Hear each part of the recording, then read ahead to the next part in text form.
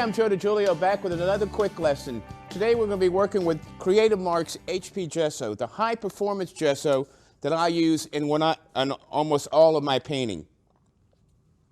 To start with, what I do with it is make sure you mix it up. Sometimes separation can occur with all gessos, so a good stir always gets it back coagulated together, if you will.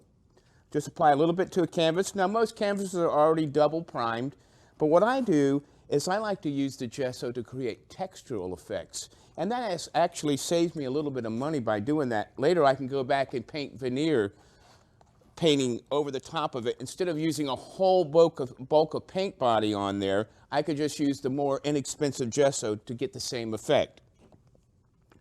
Mural brushes or any kind of white bristle brush is excellent for putting it down.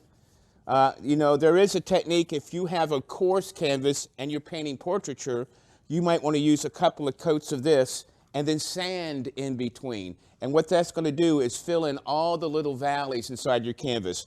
A nice smooth canvas gives great effects when you're going ahead and painting in portraiture. But in this case today, I do a little abstraction, so I actually use it to create textural effects. First I'll have the brush down. I like to record the brush stroke. There's enough body in the gesso that I can record these brush strokes with it, but also it's thin enough that it flows evenly over the canvas. That's a great property that I like about this gesso. I've got it down. Now the next thing that I do, and one of my techniques, let me set this off to the side, is I take one of my Creative Mark palette knives and I like to scrape away. Actually, being a sculptor when I was in school many years ago, I like to bring a 3D effect into a 2D object like my paintings. So I'll take a little bit, scrape it off, and then I just flick it right down.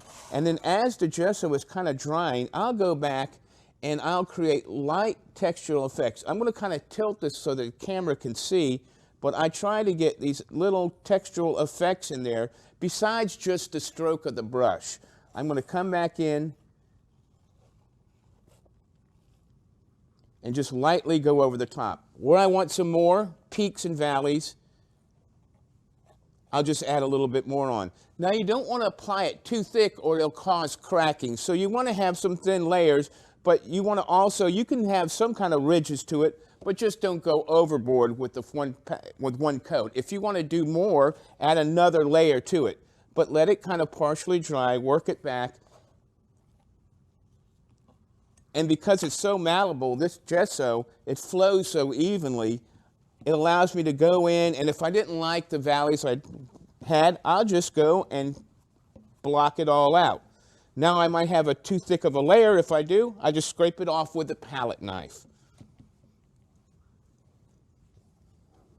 Just a nice simple application there. See, this is going to record little valleys and techniques. Then I can come back and do acrylic washes. When I have acrylic washes, the pigment's going to fall into the valleys, whereas the peaks of the valleys, the paint won't be there. So it creates some kind of textural and glow effects. Again, just taking and flicking it right on. I have some brush stroke. I have some palette knife stroke. I have some flicks and throws. It creates all these different textures, and it's very simple to do and quite inexpensive. So I suggest when you're working with preparing your canvas before you paint, next time try a little bit of the Jerry's HP Gesso. I'm Joe DiGiulio. Thanks for stopping in.